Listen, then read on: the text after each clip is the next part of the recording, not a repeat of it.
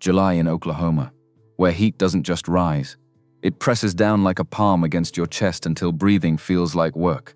1,200 acres of wheat shimmer gold beneath a sky gone white with sun. But the fields aren't the story. Not yet. The story is the equipment shed. Rusted metal, shadows, and inside, 3 machines that should be running but aren't. A woman stands in the doorway. 26. Blonde hair dark with sweat. Her wedding ring still on, but her husband's truck already gone. Dust still settling on the county road. She's staring at a John Deere with hydraulic fluid pooling beneath it like blood. At a combine with a frozen heart. At a Ford that hasn't turned over in 8 months, 3 broken beasts. $18,000 owed to a bank that's already sharpening its teeth. 63 days until foreclosure. And her. Just her. The professionals say it'll cost $5,000 to fix what's broken. She's got $340 and a dead man's notebook. The math doesn't work. But mathematics never saved a farm. July came to Oklahoma like a furnace door swinging open. Heat so thick you could chew it. The kind that made asphalt soft and turned wheat fields into an ocean of gold that shimmered and lied about water that wasn't there. Rebecca Clark Taylor stood on the porch of the farmhouse, watching her husband load the last of his belongings into the bed of his Chevy pickup. 26 years old, blonde hair pulled back in a ponytail, because anything else felt like trying in a moment that had already failed. Her hands gripped the porch railing, white knuckles. The wood was hot enough to burn, but she held on anyway. Christopher didn't look back at her as he worked. 29, and done with all of it. Done with the farm. Done with the debt. Done with her. His shoulders tight under his shirt as he threw a duffel bag onto the pile. The screen door hung crooked on one hinge. Had been that way since March. Another thing that needed fixing. Another thing that would have to wait, because everything was waiting now. Her father had been dead 6 months. The farm was drowning in debt. 3 tractors sat broken in the equipment shed, like beached whales. And her husband was leaving, Sybil as that. Christopher slammed the tailgate shut. The sound cracked across the yard like a rifle shot. He turned then, looked at her for the first time all morning. His face was set, mouth a hard line. Eyes already somewhere else, the words came out flat. Your father's dream died with him. I won't die with it too. Rebecca's throat tightened. She wanted to say something. Wanted to scream or beg or tell him he was wrong. But her voice had gone somewhere she couldn't reach it. Christopher walked to the driver's side, opened the door, paused with one boot on the running board. I got a job lined up in Tulsa, oil fields, real money. You should sell this place while you still can. Then he was in the truck. Engine turning over, dust kicking up from the tires. Rebecca watched him drive down the long dirt road that led to the county highway. Watched until the truck was just a speck. Then nothing. Just the red dust hanging in the air. Settling slowly back to earth. The silence after was worse than the leaving. No, that wasn't true. The silence was just different, because the farmhouse had always been full of sound. Her father Kenneth working in the shop, the radio playing country music, tractors running. Life happening. Now there was just wind, and the creak of that broken screen door. And somewhere in the distance a crow calling to nothing. Rebecca walked down the porch steps. Her boots hit the packed dirt of the yard. Each step felt deliberate, like she was choosing to keep moving when stopping would have been easier. Eva watched your whole life drive away in a cloud of red dust. She had now. The equipment shed sat 50 yards from the house. Big metal building that her grandfather had put up in 1952. Same year, he bought the Ford 8N tractor that still sat inside. 27 years of Oklahoma weather had turned the shed's paint to memory. Rust blooming at every seam. Rebecca pulled the heavy door open.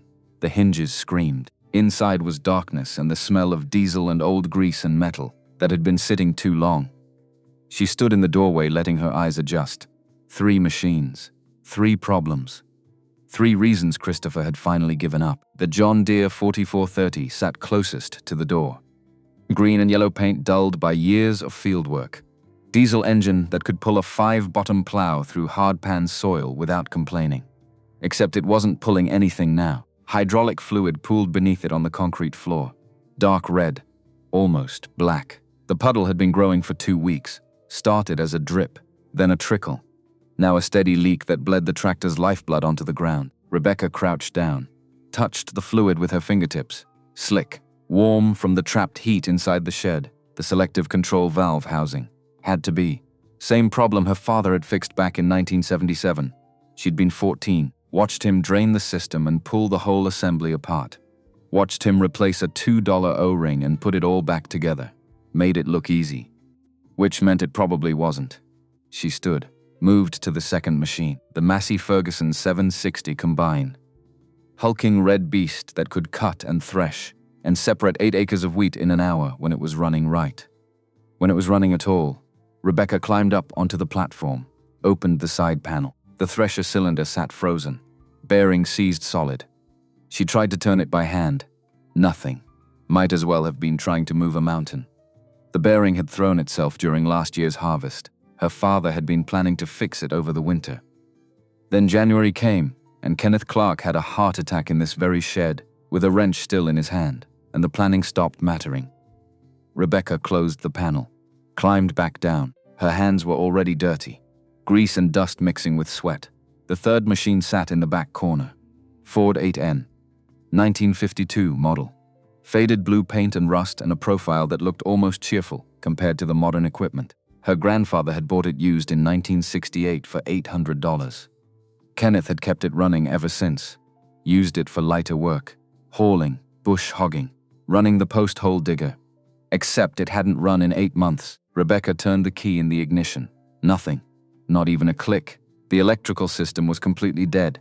Magneto, wiring harness, maybe the whole charging system. Could be anything. Could be everything. She let her head rest against the steering wheel. These weren't just tractors. They were the last things her father's hands had touched before he died. The last projects he'd meant to finish. The last machines he'd believed in, and now they were her problem. All of them. Professional repair would cost $5,200. She'd called 3 shops, got 3 quotes. All of them the same. All of them impossible, because Rebecca had $340 in her checking account. Her half of what was left, after paying the feed bill, and the electric, and the property tax that had come due in June. Christopher had taken his half when he left. Fair was fair, even when fair felt like drowning. She walked back outside. The July sun hit her like a hammer, heat waves rising off the metal roof of the shed. The sky overhead was white-blue, cloudless, merciless. 1,200 acres stretched out around her in every direction. Wheat fields, pasture, creek-bottom land that flooded every spring. Earth that had been in the Clark family since 1948, when her grandfather came home from the war and bought it for $45 an acre. Took him 20 years to pay it off. Now it was hers. Hers and the bank's. Because Kenneth had taken out an $18,000 operating loan 3 years ago. New well pump. Fence repairs. Seed for 2 seasons when the drought had eaten the previous year's crop. The loan sat at First County Bank with an interest rate that had seemed reasonable at the time. Payment due September 15th, every year. Same as harvest time, same as when the wheat money came in. Except this year the wheat was standing ready in 800 acres of field. And there was no way to cut it. Not without the combine. Not without the tractors to haul it to the elevator. Not without equipment that ran. Rebecca walked back to the house. Up the porch steps. Through the screen door that needed fixing. Into the kitchen where the table was covered in papers. Bills mostly. The electric company. The phone company. The farm supply store in Weatherford, where her father had bought parts for 40 years on credit that now needed settling. She sat down. Pulled the calculator close. Started adding numbers she already knew. Income. $480 a month from her part-time job at the county library. $60 a month from selling eggs to the neighbors. Maybe another $40 if she sold the old furniture in the barn. Expenses. $85 for electric. $22 for phone. $120 for gas for the truck. $150 for food if she was careful. $40 more for everything else that came up. Total left over. $123. To pay off $18,000 that would take. She did the math. 146 months. 12 years. The bank wouldn't wait 12 years. The bank wouldn't wait 12 weeks. Rebecca pushed the calculator away. Stood up. Walked to the window that looked out over the south pasture. Her reflection stared back at her. Thin face, tired eyes, blonde hair that needed washing. 26 years old and looking 40. The only way to pay the loan was to bring in the wheat harvest. Sell the grain. Pay the bank. Keep the farm. Simple plan, impossible execution, because you can't harvest wheat without a combine that works.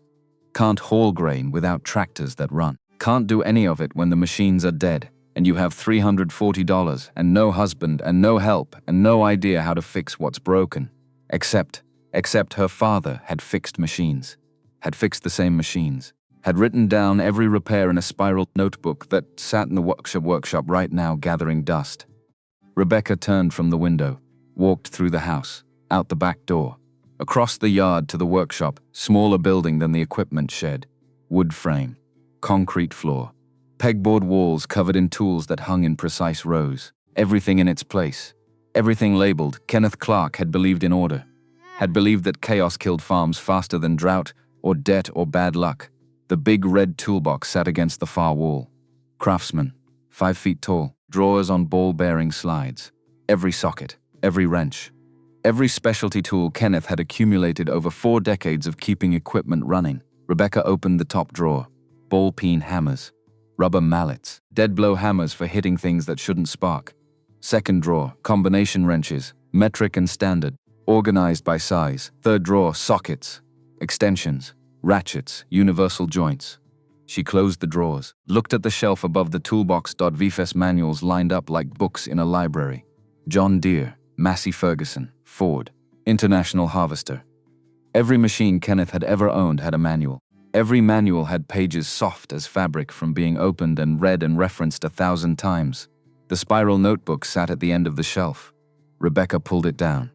The cover was grease-stained, warped from humidity. The wire spiral bent from being stuffed in pockets and dropped on shop floors and carried everywhere Kenneth went. She opened it. The first page was dated June 1949. Written in pencil. Kenneth's blocky handwriting, careful and deliberate. Farmall H replaced clutch disc. 1250 parts, 6 hours labor. Saved $45 mechanic fee. Page after page, year after year. Every repair, every oil change, every belt replacement. Every bearing that wore out and got swapped for a new one. 30 years of mechanical memory written in graphite and ink. And sometimes blood when Kenneth cut his hands and didn't bother washing them before writing. Rebecca flipped forward. Found the section on the John Deere 4430. There. June 1977. Hydraulic leak from SCV housing. Dripping 2 quarts. Drained system 7.5 gal. Removed valve body. 12 bolts 9/16 wrench. Found O-ring cracked and hard. Replaced with part R26448. Bought 3 for 97 cents at Enid dealer. Reassembled. Torqued to spec. 25 fetal bees. Refilled with fresh hydraulic fluid. No more leak. Saved $100 mechanic fee. 8 hours total labor. Rebecca read it 3 times. Her father had fixed this, the exact same problem, 2 years ago, which meant she could fix it. Maybe, probably not. But maybe. She looked at the toolbox, at the manuals, at the notebook in her hands. Inside the front cover was a note she'd never seen before. Written in Kenneth's hand. Recent ink. The paper still white instead of yellowed. The machines will test you harder than I ever could. But I taught you to listen. Trust what you know.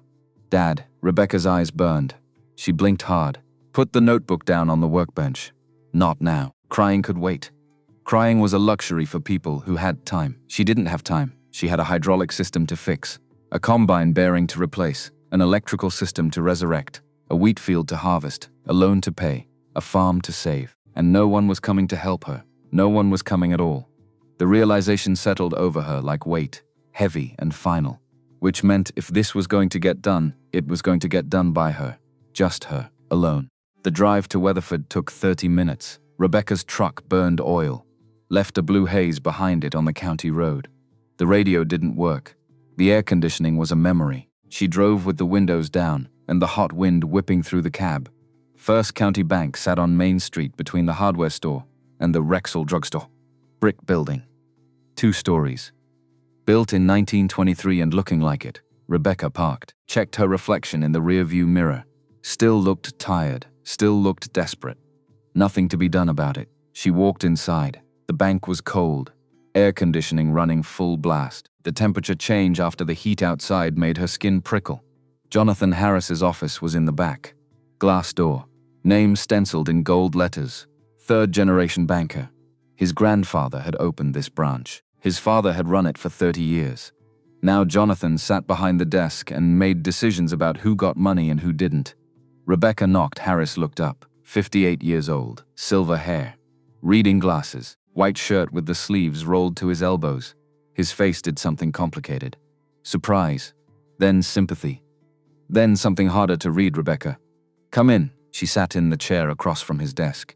The leather was cold against her legs. Harris took off his glasses, folded them, set them down carefully. I heard about Christopher.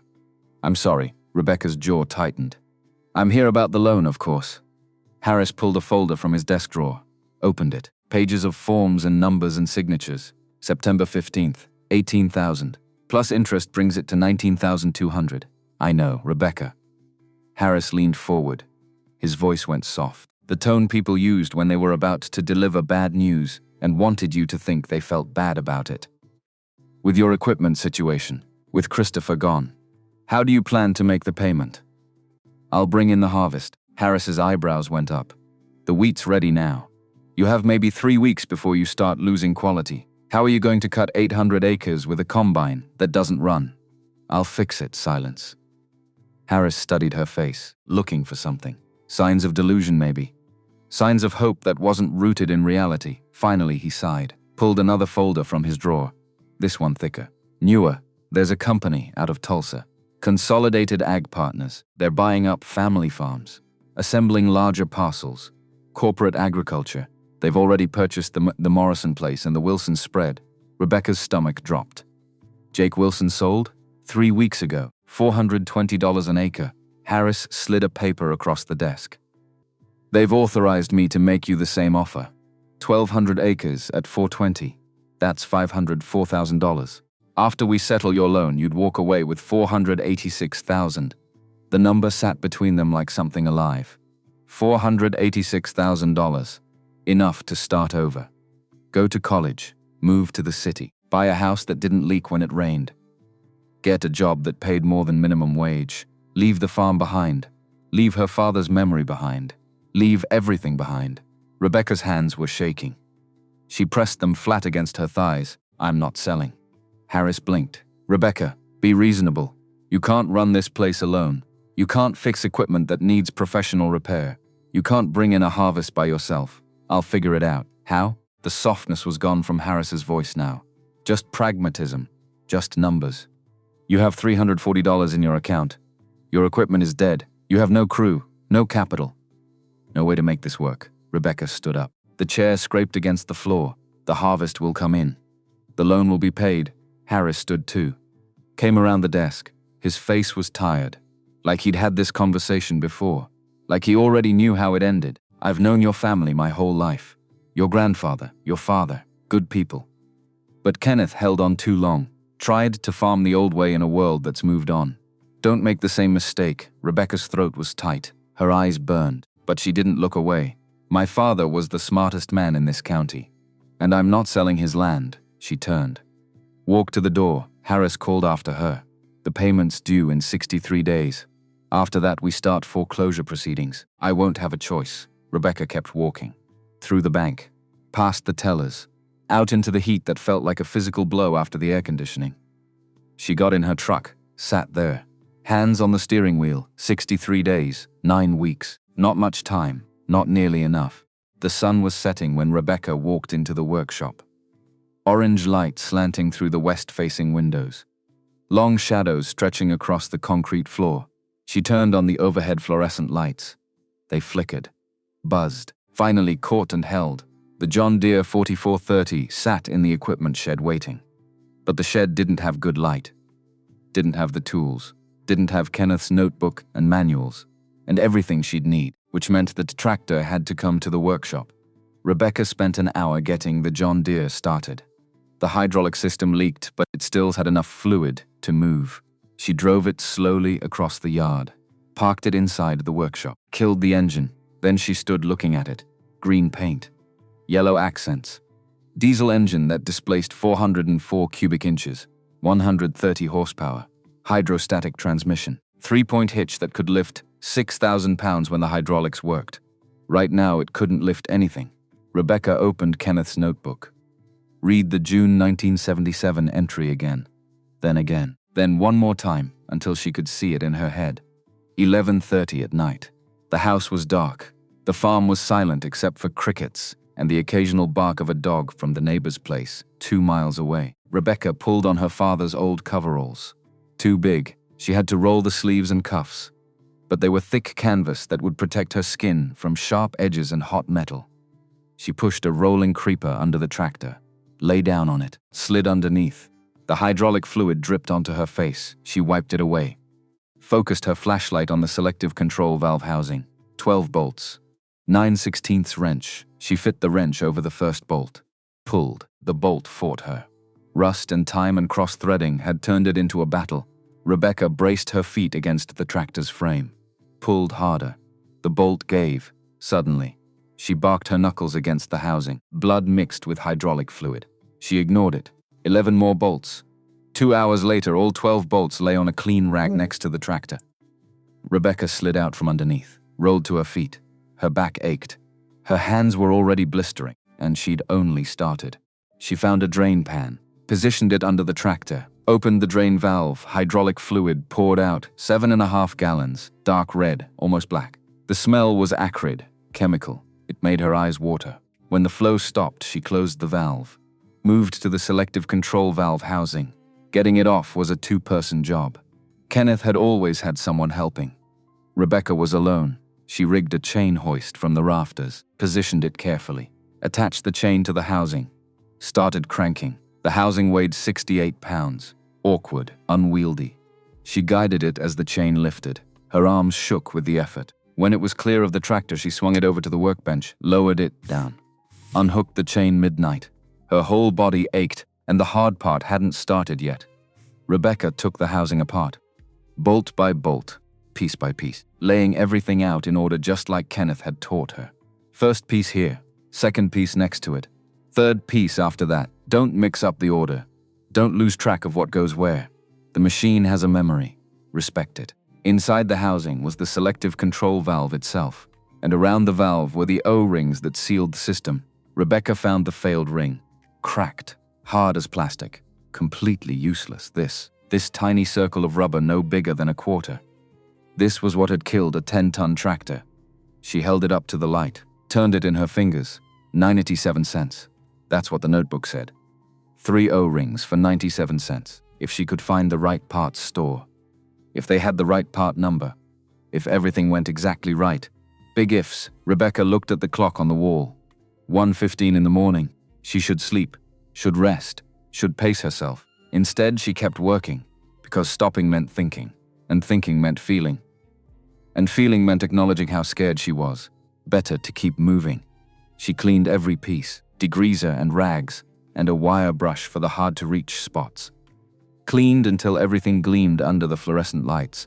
By 2:30, everything was laid out. Ready for reassembly as soon as she had the new O-rings. Rebecca washed her hands at the utility sink. The water ran black, then brown, then finally clear. Her knuckles were raw, bleeding in 3 places. Her fingernails were packed with grease that wouldn't come out, no matter how hard she scrubbed. She walked back to the house, up the stairs, into her bedroom, fell onto the bed. Fully clothed Seep came like a hammer. Dawn broke at 5:47. Rebecca woke to sunlight streaming through the window. Her body felt like it had been beaten, every muscle sore. Her hands throbbing, she forced herself up, showered, changed into clean clothes, made coffee that was too strong and toast that was too burnt. The parts store in Enid was 45 miles away. Kenneth's notebook said that's where he'd bought the O-rings in 1977. No guarantee they'd still have them. No guarantee they'd even be open this early. But it was the only lead she had. Rebecca got in her truck, drove east into the rising sun. The roads were empty this early. Just her and the farmers already out checking their fields. Enid was bigger than Weatherford. Had a Walmart, a Sonic, 3 different parts stores. The John Deere dealership sat on the north edge of town. Big lot. New tractors lined up gleaming in the sun. Price tags that would have made Kenneth weep. Inside the parts counter was manned by a kid who looked maybe 20. Grease under his fingernails. Name tag that, said Travis. Rebecca pulled out the notebook. Showed him the entry. I need part number R26448. O-rings for a selective control valve. 4430 model. Travis typed into his computer, frowned, Type more. That's a 1977 part number. System shows superseded. Rebecca's stomach clenched. Superseded to what? More typing. R31556. Same O-ring. Updated part number. We got 3 in stock. Relief hit her like a wave. How much? $29 for 3. She pulled 2 crumpled dollar bills from her pocket, slid them across the counter. Travis rang her up, put 3 small O-rings in a paper bag. Gave her 71 cents change. Rebecca walked back to her truck, holding the bag like it contained diamonds. $1.29. That's all it took to save a tractor. That's all it took to have hope. The drive back felt faster. The sun was higher now, the heat already building. Another day in Oklahoma that would hit triple digits. Rebecca pulled into the farmyard, parked, walked straight to the workshop. The John Deere waited, patient, mechanical, indifferent to whether she succeeded or failed. She opened the paper bag, took out the O-rings. They were soft, pliable, black rubber that felt alive in her hands. Climped opposite of the old ring that had been hard and cracked and dead. Rebecca fitted the new ring into its groove, checked it twice, then started reassembling the valve. Every piece went back in reverse order. Every bolt threaded in carefully. No cross-threading, no forcing, slow, deliberate, the way Kenneth had taught her. By noon, the valve was together. She used the chain hoist to lift it, guided it back into position on the tractor, threaded all 12 mounting bolts through, tightened them finger-tight first, then with the torque wrench, 25 foot-pounds. Exactly, not more, not less. The manual was specific. Too tight and you'd crack the housing. Too loose and it would leak. Kenneth's voice in her head. Quiet, patient, teaching her the way he'd taught her everything else. Measures twice, cut once, torque to spec, check your work. She filled the hydraulic reservoir with fresh fluid. 7.5 gallons, the same amount that had drained out. Then she sat in the tractor's cab, turned the key. The diesel engine turned over, coughed, settled into a rough idle that smoothed out after a few seconds. Rebecca's hand shook as she reached for the hydraulic control lever. This was the moment. Either it worked or it didn't. Either she'd done it right or she'd wasted 3 days and $1.29. She pulled the lever. The 3-point hitch at the back of the tractor rose. Smooth. Silent. No jerking. No grinding. She held it there. Counted to 10.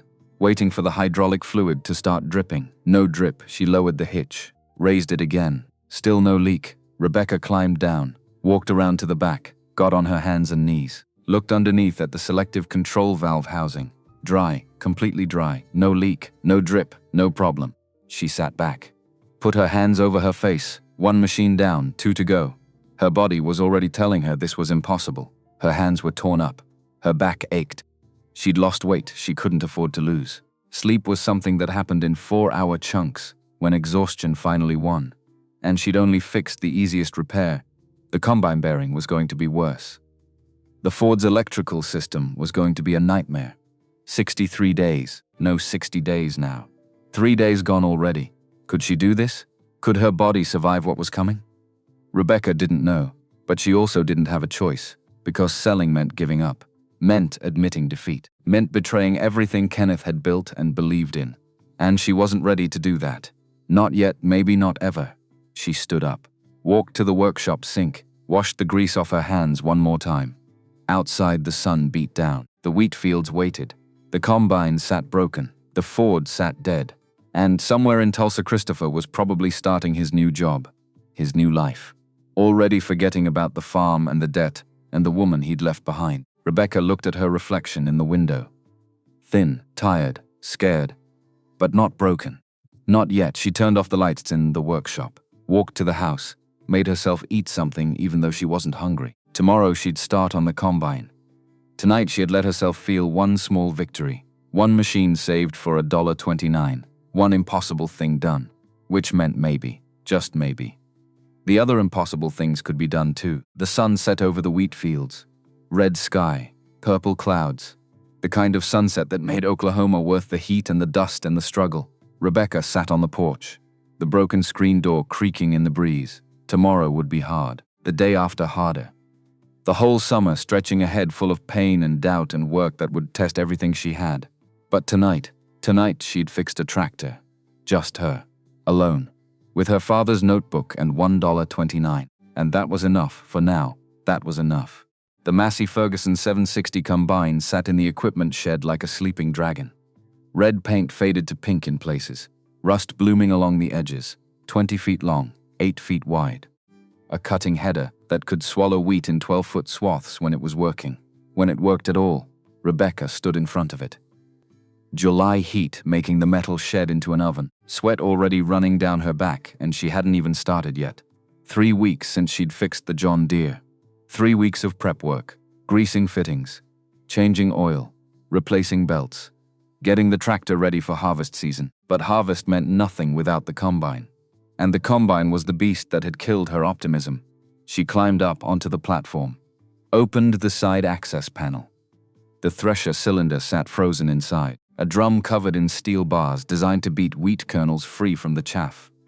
Supposed to spin at 800 RPM. Right now it wouldn't spin at all. Rebecca tried to turn it by hand. Nothing. Might as well have been trying to rotate the earth. The bearing. Had to be the bearing. Main shaft bearing that held the entire cylinder assembly. Seized solid from metal on metal. From running too hot too long before Kenneth realized something was wrong. She pulled out the service manual. Massey Ferguson 760. Copyright 1973. Pages yellowed. Grease-stained. Held together with duct tape. Section 8.4. Cylinder bearing replacement. Professional service recommended. Cylinder assembly weight. 340 pounds. Requires overhead hoist. Bearing puller. Hydraulic press. Specialized tools. Rebecca read the warnings. Read them again. Looked up at the cylinder.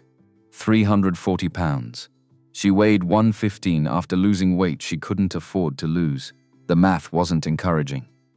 But neither was anything else about her situation. She went to the workshop. Found Kenneth's chain hoist. Heavy duty. Rated for 1/2 ton. Her grandfather had used it to pull engines. Kenneth had used it to lift transmission assemblies. Rebecca was going to use it to keep a farm from dying. She dragged the hoist back to the shed. Climbed up into the combine's innards. Found the main beam that ran across the top of the thresher housing. Hooked the chain to the beam. Tested it. The metal groaned but held. Good enough. Had to be good enough. Because professional repair wasn't an option. Because calling a mechanic meant admitting she couldn't do this. Because the clock was ticking, and the wheat was ripening, and September 15th was getting closer every day. Rebecca started on the cylinder. 12 bolts held it in place. Inch and quarter sockets. The kind that required a 3-foot breaker bar to get any leverage. She fought each bolt. Rust and threadlock and time had turned them into a war. Her hands blistered, popped, bled. She wrapped them in rags and kept going. Because stopping meant thinking, and thinking meant panic. Better to bleed. Day 1 ended with 6 bolts removed. Rebecca's arms shook so hard she couldn't hold a fork at dinner. She ate standing up in the kitchen. Peanut butter straight from the jar. Too tired to bother with bread. Day 2 she got the remaining bolts out. The cylinder sat loose now, connected only by the main shaft that ran through the bearings. Getting the shaft out required driving it through with a sledgehammer and a brass drift punch. Rebecca swung the hammer. The shaft didn't budge. She swung harder. The impact jarred her shoulders, made her teeth rattle. 47 swings. She counted every one. On the 48th swing the shaft finally moved. 1/4 inch. Then another 1/4. Then it started sliding, until it didn't. The bearing had seized around the shaft, welded itself on with friction and heat and corrosion. Rebecca needed a bearing puller. Didn't have one. Couldn't afford one. She had a card jack. 20-ton hydraulic bottle jack from the barn, used for changing tractor tires. Close enough. She positioned the jack between the cylinder and the bearing. Started pumping. The cylinder moved. The shaft didn't. Something had to give. Metal groaned. The sound a combine makes when it's about to break or be saved. No middle ground. The shaft popped free. Sudden. Rebecca fell backward. Landed hard on the steel platform. The breath knocked out of her lungs. She lay there.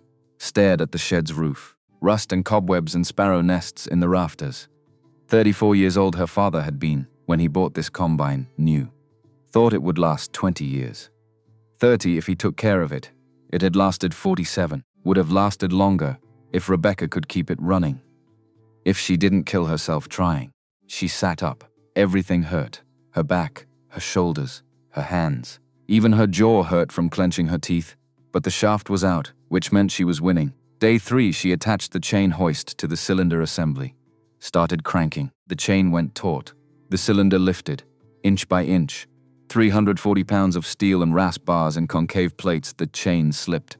The cylinder dropped 6 inches, slammed against the housing. The sound was like a car crash in a metal box. Rebecca's heart hammered. The cylinder hung crooked. If the chain failed completely, it would fall, crush anything underneath. Anyone underneath. She adjusted, rehooked, started cracking again. By noon, the cylinder was out, hanging from the hoist, swaying slightly in the air that barely moved inside the shed. Rebecca stood under it, looking up. This thing could kill her. One failed link, one bent hook. That's all it would take. She guided it over to a workbench she'd reinforced with railroad ties, lowered it down. The bench groaned but held. The bearing was obvious now. Seized onto the shaft, black with carbon, rough with scoring where metal had ground against metal until both gave up. Getting it off required heat. Rebecca found Kenneth's acetylene torch, the one he'd used for cutting, for welding. For heating stuck bolts, she'd never used a torch before, had watched Kenneth use it 100 times. Watching wasn't the same as doing, but nothing about this summer was the same as anything. She lit the torch, adjusted the flame until it was blue and tight, focused the heat on the bearing. The metal glowed, red, then orange, then yellow. The bearing expanded, just enough. Rebecca grabbed the bearing puller she'd borrowed from Timothy Allen, the neighbor who'd helped her father back in 1974, who'd offered a grain truck, but nothing else, because everyone had their own problems. She fitted the puller around the bearing, tightened the center screw. The bearing fought. She tightened more. Something was going to break. The bearing, or the puller, or Rebecca's resolve. The bearing broke, came off in pieces, shattered from the stress. Good. She didn't need it intact. She needed it gone. Day 4 was driving to the parts store in Oklahoma City, 90 miles each way. Her truck's engine knocking. Oil consumption getting worse. The Massey Ferguson dealer sat in an industrial park. Corrugated metal building. Parking lot full of equipment. Inside smelled like grease and new tires.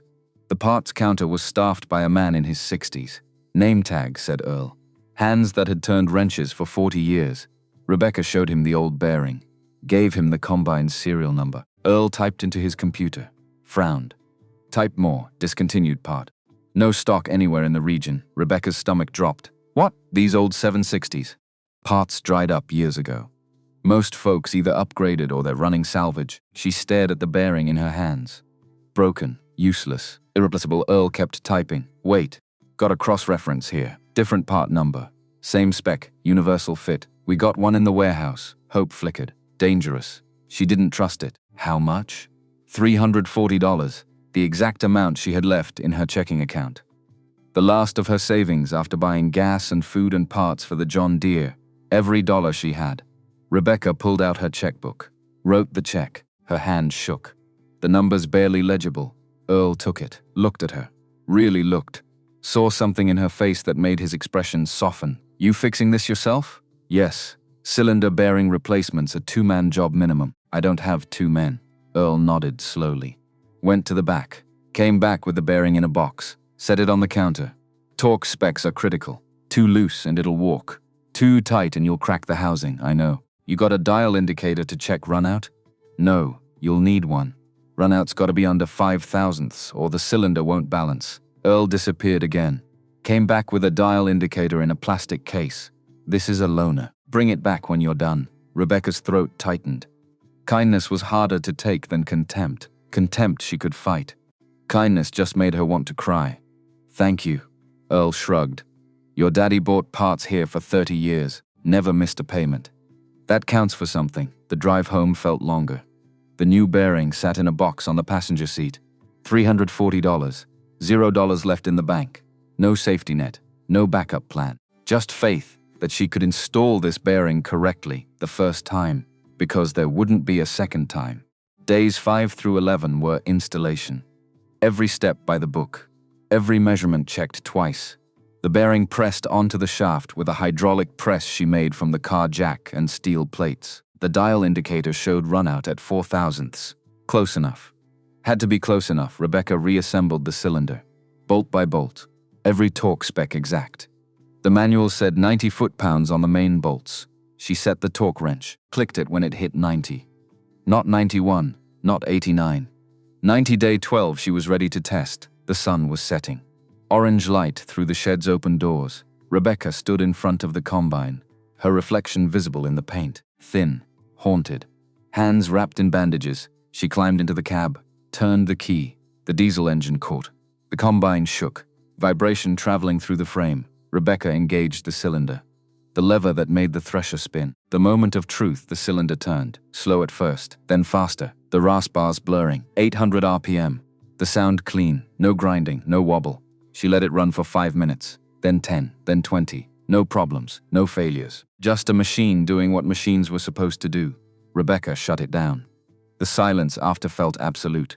She climbed out of the cab, sat on the shed floor, back against the tire of the combine. Too tired to walk to the house. Too tired to feel anything except emptiness. She'd saved the combine. Spent 12 days and $340, and every ounce of strength she had. And now the harvest could begin. Except she still had to bring it in. 800 acres. Alone. Because hiring help required money she didn't have. Required people who believed she could do this. Required a world that didn't look at a 26-year-old woman and see failure waiting to happen. Rebecca closed her eyes. Just for a minute, just to rest. She woke up 3 hours later, stiff, cold despite the summer heat. The shed was dark, the farm silent. She walked to the house, made herself eat, showered, fell into bed. Tomorrow the wheat harvest would start. Tomorrow would be the hardest thing she'd ever done. August came with heat that made July look gentle. 105 degrees by noon, 108 by 3. The kind of heat that killed cattle and made asphalt soft. The wheat field stood ready. 800 acres of gold, kernels at 13% moisture. Perfect for cutting. Another week and they'd start shattering, dropping grain on the ground. Money lost to timing. Rebecca stood at the field's edge. The combine sat behind her, fueled, greased, ready. She'd spent the last week trying to hire help. Called every number in her father's address book. Asked everyone at the co-op. Put a notice on the bulletin board at the feed store. No one wanted to work for her. No one believed the farm would make it. No one wanted to be part of a failure. Timothy Allen had stopped by 2 days ago. His truck pulling a grain trailer. His voice was gruff. "You can borrow this. Haul your wheat to the elevator when you're ready." Rebecca's throat tightened. "Timothy, I can't pay you. Didn't ask you to. Your daddy helped me when I needed it. This is me returning the favor. I don't know how I'll manage alone." Timothy looked at the wheat fields. Then at her. Something shifted in his expression. "Your daddy harvested alone for years before he could afford help. You're Kenneth Clark's daughter. You'll figure it out." Then he'd driven away. Left her with a borrowed grain trailer and no excuses left, so. Here she was, standing at the edge of 800 acres with a combine she'd rebuilt and a prayer she didn't quite believe in. Rebecca climbed into the cab, started the engine, lowered the header. The sickle bar began cutting. Back and forth, slicing through wheat stalks. She engaged the forward drive. The combine moved into the field, wheat feeding into the header, up the conveyor, into the threshing cylinder, the grain separating from the chaff. It worked. Everything worked. The repairs held. The machine did its job. Rebecca drove, up one row, down the next, the cab filling with dust and chaff. The heat building until the thermometer on the dash read 115. No air conditioning, just a fan that moved hot air around. Sweat soaking through her shirt, running into her eyes, burning 6 in the morning until 10 at night. 16 hours in the cab. 20-minute breaks to refuel, to drink water, to eat something that didn't require sitting down because sitting anywhere except the combine meant wasting time. Day 1 she cut 40 acres. Day 2 another 40. The rhythm brutal, the heat crushing, her body adapting or dying, no middle ground. Day 7 the belt that drove the cleaning fan snapped. The combine choked, wheat backing up into the cylinder. The whole system jamming. Rebecca shut it down. Climbed out. The belt had shredded, pieces hanging like torn skin. She didn't have a spare. Hadn't thought to buy one. Stupid. Kenneth would have had 3 spares. The nearest parts store was in Weatherford. 30 miles. An hour lost driving. An hour back. Plus however long to find the belt, or she could fix it. Rebecca looked at the destroyed belt. Then at the belts driving other systems on the combine. The grain tank unloader belt was the same width. Different length but same width. She could cannibalize it. Use it for the cleaning fan. Unload grain manually. Slower but possible. She found Kenneth's tools in the storage box on the combine. Got to work. 2 hours under the Oklahoma sun, metal hot enough to brand, her hands blistering through the gloves, but the belt fit. The cleaning fan ran. The combine worked again. She climbed back into the cab, started cutting. 3 hours lost. 3 hours that meant working past midnight to make up the time. So she worked past midnight. Day 9 brought rain. Not forecast, not expected. Just clouds rolling in from the west and opening up. 20 acres of cut wheat sitting in the field waiting to be combined. 20 acres soaked, grain swelling. Moisture content jumping from 13% to 20%. Too wet to sell. Too wet to store. Ruined. Rebecca sat in the combine's cab watching rain hammer the windshield. Watching money dissolve. Watching failure come in drops. The rain lasted 6 hours. When it stopped, the sun came out. Steam rose from the fields. The air thick enough to swim through. She had to wait 2 days for the wheat to dry. 2 days of lost time. 2 days closer to the deadline. When she started cutting again, the ruined wheat went into a separate pile. Would have to be dried. Would cost extra. Would eat into profits that were already thin. Day 14, she started hallucinating. Seeing things that weren't there. Her father standing at the field's edge. Christopher's truck pulling into the driveway. The bank foreclosure notice tacked to the door. None of it real. All of it exhaustion. The brain shutting down from heat and stress and sleep deprivation. She'd lost 15 pounds. Could count her ribs. Her hands were scarred, permanently damaged. The blisters had turned to calluses that cracked and bled and reformed harder. Day 18, she nearly fainted. Vision going grey. The combine drifting off course. She caught herself, stopped. Drank a gallon of water from the jug she kept in the cab. Her pee was dark. Nearly brown, dehydration, kidney stress. Her body cannibalizing itself. She should stop. Should rest. Should take a day off. But resting meant not cutting. Not cutting meant not harvesting. Not harvesting meant no money. No money meant default, so she kept going. Day 21. The final acre. Rebecca drove the combine up the last row. Wheat feeding through. Grain pouring into the tank. The end of the field approaching, she shut down the header. Killed the engine. Climbed out. Silence. Absolute. The kind that comes after noise so constant you forget what quiet sounds like. 800 acres. Actually 780 after losing 20 to the rain, 21 days. 336 hours in the combine cab ton. Rebecca stood in the stubble field. Too tired to feel triumph, too empty to feel anything. She'd done it. Alone, without help. Without anyone believing she could. The grain sat in piles around the field. Had to be loaded into the trailer, hauled to the elevator in Weatherford. Sold. But that was tomorrow's problem. Tonight she just wanted to sleep. She drove the combine back to the shed. Shut everything down. Walked to the house on legs that barely worked. Fell into bed without showering, without eating. Without anything except unconsciousness that came like mercy. 24,000 bushels of wheat. The elevator scales confirmed it. Moisture content averaged 13.2%. Good. Grade 2, hard red winter. Market price, $3.75 per bushel. Math. Rebecca did the math in her head while waiting for the check. 24,000 times 375. $90,000 gross minus. Minus fuel. $1,200. Minus the parts for the combine. $340. Minus the O-rings for the tractor. $129. Minus the lost 20 acres. $7,500 she'd never see. Net profit. $78,831. The elevator manager handed her the check. She stared at the numbers. More money than she'd ever held, enough to pay the bank. Enough to survive winter. Enough to prove everyone wrong. Rebecca drove to First County Bank. September 10th. 5 days early. 5 days ahead of the deadline. Jonathan Harris looked up when she walked into his office. Surprise crossing his face. Then something else. Concern maybe. Or calculation. She didn't sit. Just pulled the check from her pocket. Set it on his desk. $18,000. The loan payment. Harris picked up the check. Studied it. Looked at her. Where did you get this? Rebecca's jaw tightened. I harvested the wheat. You? Alone? Yes. Harris set the check down. Opened his desk drawer. Pulled out a folder. Rebecca's loan file. There's been an adjustment to the loan terms. Something cold slid down her spine. What? Harris pulled out a form. Official bank letterhead. Dated August 30th. 11 days ago, due to change in borrower's marital status, the loan has been reassessed. New payment amount is $22,500. The room tilted. Rebecca grabbed the edge of the desk. That's not legal. Harris's voice went flat. Clause 14B. Change in employment or marital status allows the bank to reassess risk and adjust terms accordingly. I never agreed to this. You agreed when you signed the original loan. Your father signed it. The clause is binding. Rebecca's hands shook. She looked at the check. $78,831. Could cover the inflated payment, could still survive. But this was theft. Legal theft. Banking theft. The kind that destroyed people and called it business. Her voice came out hoarse. Why? Harris didn't answer. Didn't need to. They both knew, because she was a woman alone. Because the bank wanted her to fail.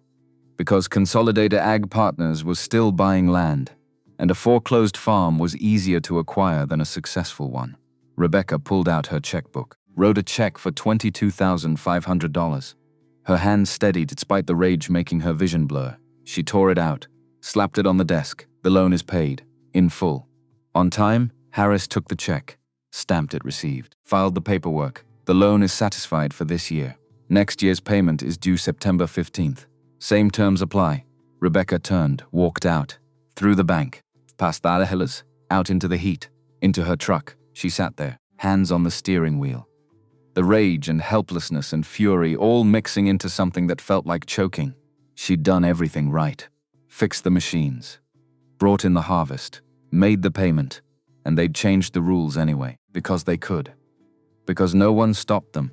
Because women alone didn't have power, unless they took it. Rebecca started the truck. Drove home. The check for $56,331 sat in her pocket. Less than she'd expected. Less than she'd earned, but still enough. Barely, to make it through winter, to plant next year. To survive, which was all she needed for now. Winter came hard. December brought ice. January brought snow. February brought a cold that made the farmhouse groan. The third tractor still sat broken. The Ford 8M. Electrical system dead. No money to fix it yet. Had to wait. Had to save. Rebecca worked at the library. 20 hours a week. Minimum wage. Every dollar going into the bank account that held $56,000 she couldn't touch except for emergencies. Because next year's seed would cost money. Next year's fuel. Next year's parts when machines broke because machines always broke. The ice storm hit February 12th. Came in the night. Temperature dropping from 40 degrees to 15 in 2 hours. Rain turning to sleet. Sleet coating everything in 2 inches of clear ice. Power went out. The lines weighed down. Poles snapping. Transformers exploding like gunfire. 6 days without electricity. No heat except the wood stove. No water because the well pump ran on electric. No phone. No contact with anything. Rebecca melted snow for drinking water. Burned furniture for heat when the firewood ran out. Slept in the living room wearing every piece of clothing she owned. Day 4 the pipes froze. Day 5 one burst. In the kitchen. Water flooding before she found the shut-off valve. She sat at the kitchen table. Water pooling around her boots. The house at 40 degrees inside. Her breath visible. Everything was too much. The cold. The broken pipe. The broken tractor. The farm pressing down like a weight designed to crush her. Christopher had been right. Her father's dream was dying. Taking her with it. Rebecca pulled the phone toward her. Dead. No dial tone. But she'd memorized the number. Consolidated Ag Partners. The corporate buyers. The easy way out. When the power came back, she'd call. Set up a meeting. Sell. Walk away with enough money to start over somewhere else. Somewhere warm. Somewhere easier. Somewhere that wasn't here. That night she went to the workshop. Cold enough to see her breath. The John Deere sat silent. The combine hulked in the shadows. Rebecca opened Kenneth's toolbox, just to touch something he'd touched. Just to feel less alone. In the top tray of sockets she found an envelope. White. Her name written on the front in her father's blocky handwriting. She opened it. $3,200 in cash. 20s and 50s and hundreds. More money than Kenneth had ever carried at once. And a note. Written on lined paper torn from his spiral notebook, for the third machine. I knew you'd need this right when you wanted to quit. Don't. The land doesn't need you to be strong. Just patient. Just faithful. Dad. Rebecca held the money. Held the note. Sat on the cold concrete floor and cried. Not from sadness, from something else. Relief maybe. Or recognition. Kenneth had known. Had known she'd get this far. Had known it would be hard. Had known exactly when she'd need help, and he'd left it for her. hidden where she'd find it at exactly the right moment. Rebecca put the money in her pocket, folded the note carefully, put it back in the envelope. She wasn't selling, wasn't quitting, wasn't giving up. Not today. Not because of frozen pipes and ice storms and loneliness. She went back to the house, found the main water shut off, got tools, started fixing the burst pipe. March came wet, rain and mud, the kind of spring that promised good planting weather. Rebecca took Kenneth's $3,200 to the parts store, bought a magneto for the Ford 8N, $90 after tax, bought a wiring harness, $95, bought spark plugs and points and a condenser, $22 more, spent 6 days rewiring the entire electrical system, following Kenneth's notebook, following diagrams in the service manual that were older than she was. Electrical was hard, harder than hydraulics, harder than bearings, because you couldn't see electricity, couldn't touch it, could only trace wires and test circuits and hope you'd connected everything right. Day 6, Rebecca turned the key. The Ford's engine turned over, coughed, caught, sputtered, smoothed out, running. After 8 months dead, after everyone saying it was scrap, after Rebecca herself had almost believed it, but here it was, running. The oldest tractor on the farm, the first one Kenneth had bought, still working, still useful. 3 machines, 3 battles, 3 victories. Rebecca stood in the workshop, the Ford idling, the sound familiar, comforting, the sound of her childhood, of her father, of everything worth saving. She shut off the engine.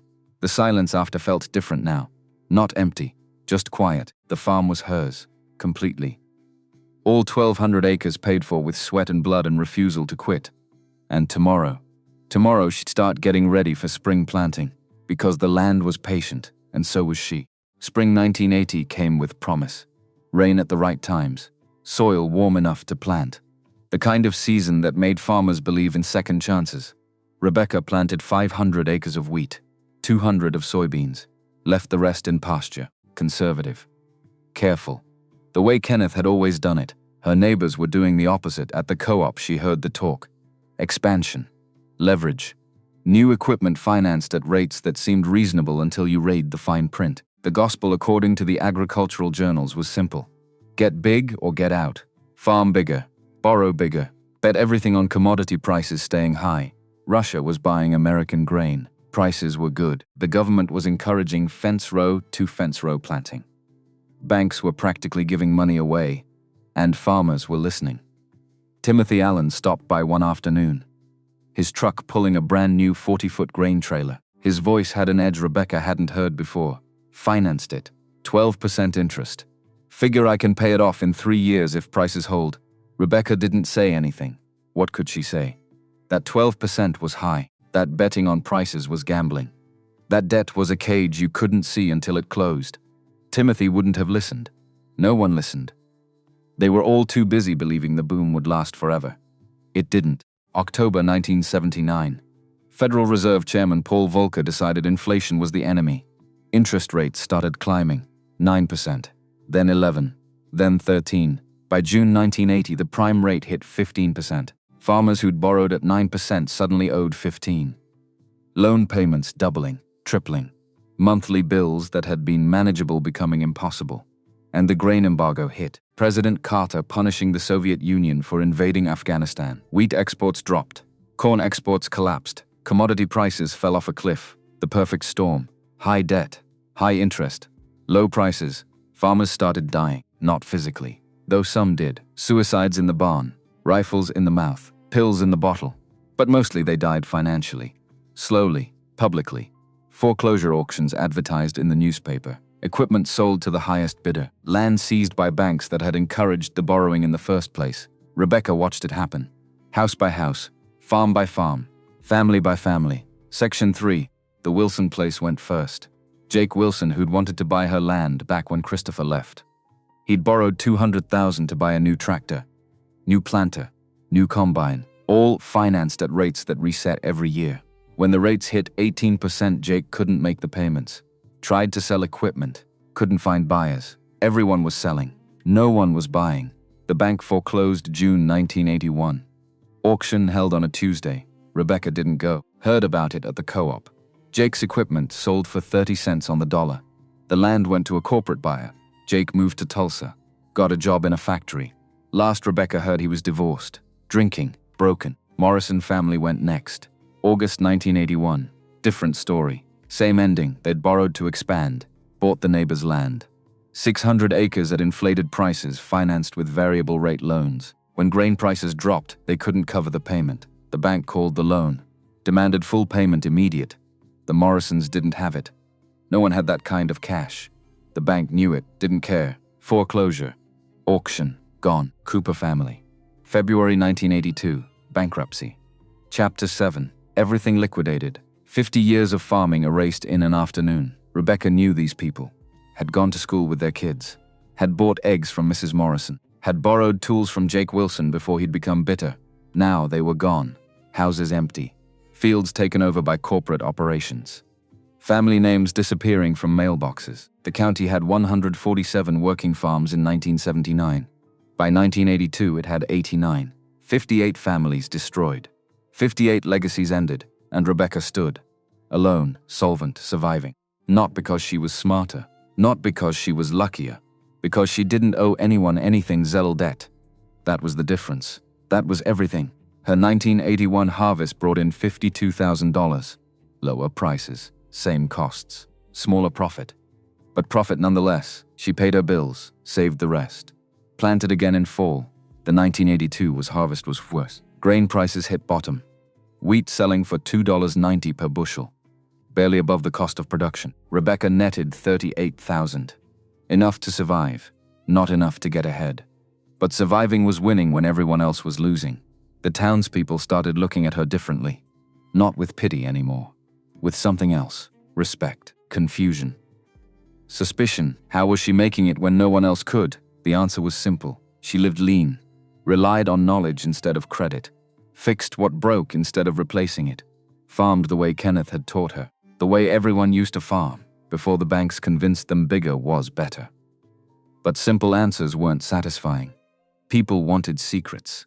Wanted tricks. Wanted something they could replicate without changing how they thought. Rebecca didn't have tricks. Just patience. Just faith in what her father had known. That the land doesn't care about leverage, only care. May 1982 brought unexpected visitors. Jonathan Harris's Cadillac pulled into the farmyard, dust rising behind it.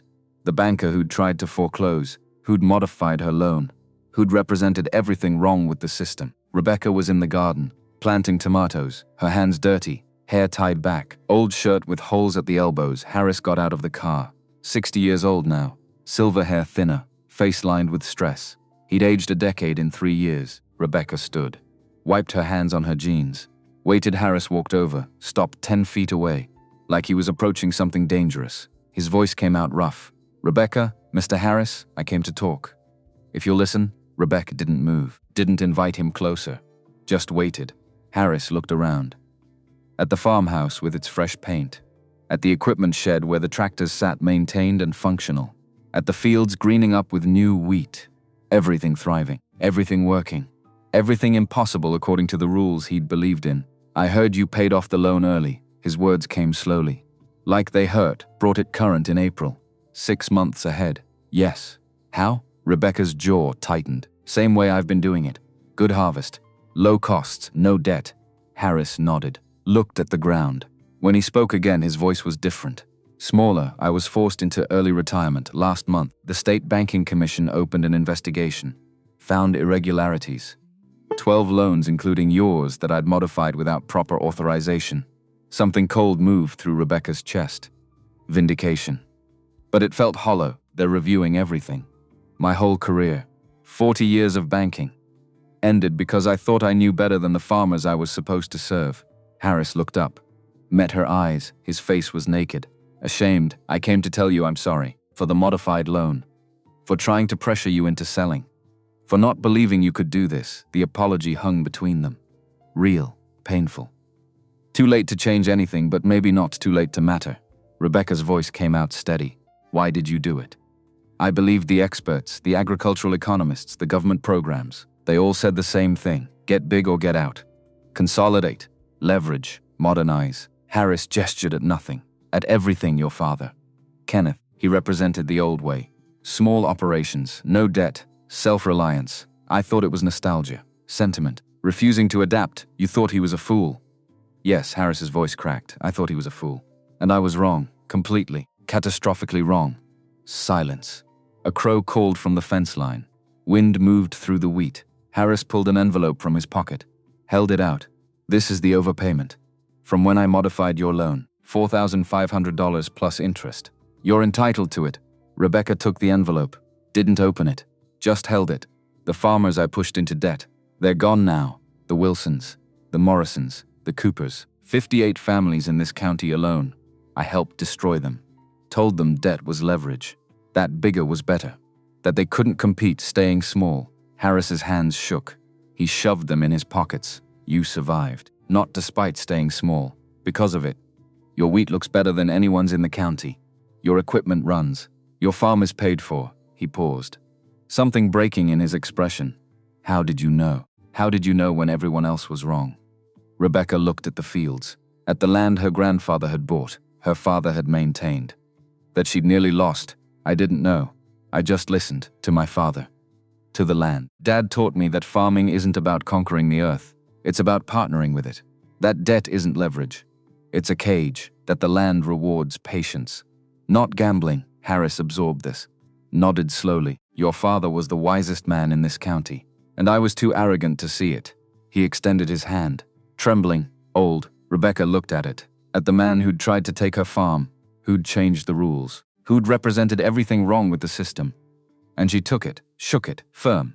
Final. I'm sorry. Harris's voice barely above a whisper. For everything, I know. He got back in his Cadillac, drove away, dust settling behind him like a curtain closing. Rebecca stood holding the envelope. $4,500 she hadn't expected. Money that changed nothing. An apology that changed everything. Because vindication without cruelty felt like freedom. August 1982 brought heat. The kind that made asphalt shimmer. That killed grass. That tested everything alive. Rebecca was in the workshop. Changing oil in the John Deere. Maintenance that couldn't wait. Work that never stopped. She heard the truck before she saw it. Old Ford. Engine knocking. Same blue haze of burning oil her own truck made. The sound familiar in a way that made her stomach clench. Christopher. 3 years. 3 years since he'd driven away. 3 years of silence. 3 years of Rebecca building a life that didn't include him. And now his truck was pulling into her farmyard. Stopping by the house. Door opening. Rebecca wiped her hands. Walked to the workshop entrance. Stayed in the shadows where she could see without being seen. Christopher got out. Thinner. 20 pounds lighter easy. His face weathered. Lined. The cockiness gone. Replaced with something that looked like defeat. He stood by his truck, looking at the farm. At the house with its new roof. At the equipment shed. At the fields thick with wheat ready for harvest. Everything he'd left behind. Everything he'd said was dying. Still here. Still thriving. Still working. Rebecca stepped out into the sun. Christopher turned. Saw her. Something crossed his face. Pain. Recognition. Shame. They stood 30 feet apart. The distance feeling infinite. Christopher's mouth opened. Closed. Opened again. Finally words came out hoarse. I heard in town, you kept it. Rebecca didn't answer. What was there to say? Yes, she'd kept it. Obviously. He had eyes. They said you're the only one left standing. Everyone else. Wilson, Morrison, Cooper. All gone. But you survived, I did. Christopher looked at his boots. Back at her. His hands shaking slightly, the oil fields. The boom everyone was chasing, it ended. Federal interest rates killed it. Jobs disappeared. I was laid off 18 months ago. Been working odd jobs since. Barely making rent. Rebecca's throat tight. Not from sympathy. From something else. The realization that she'd stopped caring. That his suffering meant nothing to her. Not because she was cruel. Because she'd moved past it. Past him, Christopher took a step forward. Stopped. His voice breaking. I was a fool, Rebecca. A goddamn fool. The profanity hung in the air. Christopher never swore. Never got emotional. Always stayed controlled. Not anymore. I thought your father was backwards. Thought this farm was a trap. A millstone. I wanted the easy money. The city job. The modern life. He gestured at nothing. Everything. But it was never the farm. Never your father. It was me. My pride. My fear. My absolute arrogance thinking I knew better. Christopher's eyes were wet. Tears he wasn't bothering to hide. I left you with debt. Broken equipment. An impossible situation. I told myself I was being realistic. That you'd fail. That selling was the only option. Pause. Breathing hard, but you didn't fail. You fixed the machines, brought in the harvest, paid the loan, survived the crisis that killed everyone else. You did everything I said was impossible. Rebecca stood silent, letting him finish, letting him purge whatever he'd come here to say. I'm sorry. For leaving, for not believing in you, for being too weak to stay when things got hard. The words settled, final, complete. Makes you wonder how often we run from the very thing that could save us. Rebecca thought it but didn't say it, didn't need to. Christopher already knew. Her voice came out calm. I forgave you when you left. Had to move forward, to not let bitterness poison everything I was trying to build. Christopher's face crumpled. Relief, grief, gratitude, are you? Can we? He couldn't finish, couldn't ask. Rebecca shook her head, gentle, firm. No, that part's over. Was over the day you drove away. Christopher nodded, accepting, understanding. He turned back to his truck, stopped, looked at her one more time. You're stronger than I ever was. No, just more patient. He got in his truck, started the engine, backed out, drove down the long driveway, dust rising, settling, gone. Rebecca watched until the truck disappeared, felt nothing, no anger, no sadness, no regret, just peace. The kind that comes from proving yourself to yourself, from needing no one's validation. She went back to the workshop, finished changing the oil, checked the filters, greased the fittings. Work, endless, necessary, hers. The years rolled forward, 1983, 1984, 1985, each harvest different, each season its own challenge. Drought one year, too much rain the next, prices up, prices down. The rhythms of farming that never changed no matter how much technology advanced. More neighbors failed. Smaller operations bought by corporate farms. The landscape shifting, consolidating. Exactly what the experts had predicted. Except Rebecca didn't consolidate, didn't expand, stayed at 1,200 acres. The same size Kenneth had maintained for 40 years. People started calling her. Young farmers, kids fresh out of agricultural college, with heads full of data and technology. Asking questions, seeking advice. Why were her fields greener? Why were her yields consistent? Why wasn't she drowning in debt like their parents? Rebecca told them the truth. Crop rotation, cover crops in winter, no-till practices that preserved soil structure, minimal chemical inputs, letting the land rest, old-fashioned methods, proven methods, things their grandparents had known before the chemical companies convinced everyone there was a better way. She taught them to read soil, to test tilth by hand, to smell earth and know if it was living or dead. The Agricultural Extension Office in Weatherford invited her to speak. November 1984, a workshop on sustainable farming practices. Rebecca stood in front of 30 farmers, men mostly, older, skeptical, her voice steady. My father told me farming isn't mining. You can't extract without replenishing. You can't force production year after year without consequences. She showed them Kenneth's journal. 60 years of records, soil tests, yield data, input costs, everything documented. This is proof. Real data, not theories, not corporate promises, actual results from actual farming. Someone in the back called out, "Your operation's too small to prove anything. Try doing that at 2,000 acres. Rebecca didn't flinch. I'm not trying to feed the world. I'm trying to keep my land alive for the next generation. Big operations can't do that. Can't maintain soil health at scale. Can't avoid the chemical treadmill. Can't survive when commodity prices crash. Silence. Uncomfortable. True, another farmer. Younger. Less defensive. How do you make money staying small? I don't chase money. I chase sustainability. Low costs. No debt. That's how I survived the 80s when everyone else failed. The room shifted. Recognition. Respect. Understanding. After the workshop, 3 young farmers stayed. Wanted to visit her farm. See the practices in action. Learn what colleges weren't teaching. Rebecca said yes. Started having visitors 1 Saturday a month. Teaching. Sharing. Passing on what Kenneth had taught her. Not for money. For legacy. Because knowledge died with people unless it was given away. She wasn't rich. Never would be. Her annual income averaged $40,000. Some years less. Some years more. But she was free. Completely. No bank owned her land. No debt controlled her decisions. No one had power over her future except her. That was worth more than any amount of money. The calendar flipped. 1990. 1995. 2000. 2005. Rebecca's hair went from blonde to gray. Her hands became more gnarled. Her back ached more in the mornings. But the farm kept producing. The land kept giving. The machines kept running. The John Deere 4430 was 42 years old, still plowing, still planting, still working. The Massey Ferguson 760 was 36 years old, still harvesting, still threshing, still functional.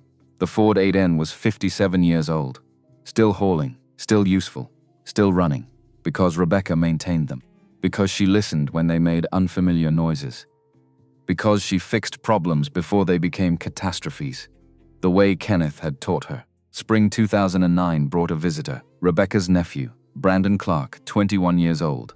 Her brother's youngest son, tall, lean, serious eyes. He showed up on a Saturday morning. Drove a beat-up Honda with Oklahoma plates. Got out looking uncertain. Rebecca was in the garden. 60 years old now, silver hair, face lined from sun, hands permanently scarred from decades of mechanical work. She straightened, pressed her hand to her lower back, smiled. Brandon, Aunt Rebecca, his voice awkward. They'd seen each other at family gatherings, Christmas, Thanksgiving, but never one-on-one. Never like this. Dad said I should come talk to you. About farming, about maybe, I don't know. Learning. Rebecca studied him, saw something of her brother, something of herself, something of Kenneth. You want to farm? I dropped out of college, business degree, hated it. Felt like I was training to do something that didn't matter. Brandon looked at the land, at the wheat fields, at the farmhouse that had stood for 80 years. I want to do something real, something that lasts. Rebecca gestured toward the workshop. Come with me. They walked across the yard, into the building that smelled like grease and diesel and history. The 3 tractors sat in their places. The John Deere, the Massey Ferguson, the Ford. Familiar as family, older than most families lasted. Brandon's eyes widened. These still run? Everyone. The Deere's 47 years old, Ferguson's 41, Ford's 57. That's impossible, Rebecca smiled. Impossible if you replace instead of repair. Possible if you maintain, if you listen, if you care. She opened Kenneth's toolbox, pulled out the spiral notebook. Pages soft as cloth now, stained, warped, precious. This is your great-grandfather's journal. Started in 1949, I've added to it. 60 years of every repair, every part replaced. Every lesson learned. Brandon took it carefully, opened it, saw the handwriting. Kenneth's blocky script, Rebecca's neater hand. 60 years of mechanical memory. This is incredible. This is your inheritance, if you want it. Brandon looked up, confused. Rebecca's voice went soft. The land's worth $4 million now, debt-free. I could sell it tomorrow. Live comfortably for the rest of my life. Pause. But that's not what this farm is about. It's not about the money. It's about the knowledge, the stewardship, the belief that we don't own the land. We just borrow it from the next generation. She gestured at the tractors, at the journal, at everything. Most people inherit wealth. I'm offering you something different. Knowledge, skills, a way of life that values patience over profit, sustainability over scale. Brandon's throat worked. Trying to find words, Rebecca pulled a wrench from the toolbox, handed it to him. The land doesn't need strength, it needs patience. The machines don't need money, they need understanding. And life doesn't need luck, it needs faith in what you know. Brandon held the wrench, the weight of it. The meaning, I don't know anything, yet. You don't know anything yet, but you can learn. That's what this place teaches. That knowledge matters more than capital. That patience beats leverage. That choosing the harder path sometimes leads to the better destination. They stood in the workshop, surrounded by tools, by machines, by the accumulated wisdom of 3 generations. Brandon's voice came out determined. Teach me. Rebecca smiled. Get here at 6 tomorrow morning. Wear clothes you don't mind destroying. They walked outside. The sun was setting. Orange light across 1,200 acres. Wheat growing, soil alive. Land that had survived depressions and droughts and disasters. Land that would survive beyond them too. Brandon looked at the fields, at the farmhouse, at his aunt who'd become a legend in the county. The woman who wouldn't break, his voice quiet. Why didn't you ever expand? Buy more land when you could. Rebecca considered. Choosing words carefully, everyone thought big was better. More acres, more equipment, more debt. They called it progress, called it modern farming. She gestured at the neighboring farms. Corporate-owned now, massive operations, efficient, profitable, soulless. But big isn't always better. Sustainable is better. Debt-free is better. Being able to sleep at night is better. Knowing you can survive bad years because you're not leveraged to the hilt. That's better. Brandon nodded slowly. Understanding, or starting to. I chose freedom over wealth. Chose control over scale. Chose to farm the way that felt right, instead of the way everyone said I should. Rebecca looked at him directly. You'll face that choice too. Everyone does. The easy path or the right one. The path everyone's taking, or the path that leads where you actually want to go. Silence. Crickets starting their evening song. The sky going purple. Have you ever chosen the harder path because you knew it was the right one? Brandon seemed to hear the unspoken question. His face serious, committed. I want to learn everything. However long it takes, Rebecca smiled. Tired, satisfied, peaceful. Then let's get started. They stood together as night fell. Aunt and nephew, teacher and student. One generation passing the torch to the next. In the workshop, the 3 tractors sat waiting. The John Deere 4430 that had nearly defeated her. The Massey Ferguson 760 that had almost broken her body. The Ford 8N that had tested her faith. All 3 still running. Still useful. Still teaching lessons about patience and knowledge. And refusing to quit. The land stretched out in every direction. 1,200 acres that 3 generations had tended. That had tested them. Challenged them. Sustained them. And now a 4th generation was stepping forward. Taking the wrench. Accepting the responsibility. Rebecca looked at the sunset. At the wheat fields. At the nephew, who reminded her of herself 30 years ago. Uncertain. Determined. Ready. The machines would test him. The land would challenge him. The world would tell him he was doing it wrong. But he'd have the journal. Have the tools. Have the knowledge accumulated over 60 years. And maybe, just maybe, that would be enough. Because it had been enough for her. The land remembered patience. The machines remembered care. And Rebecca remembered every lesson her father had taught her. Now it was time to pass those lessons on.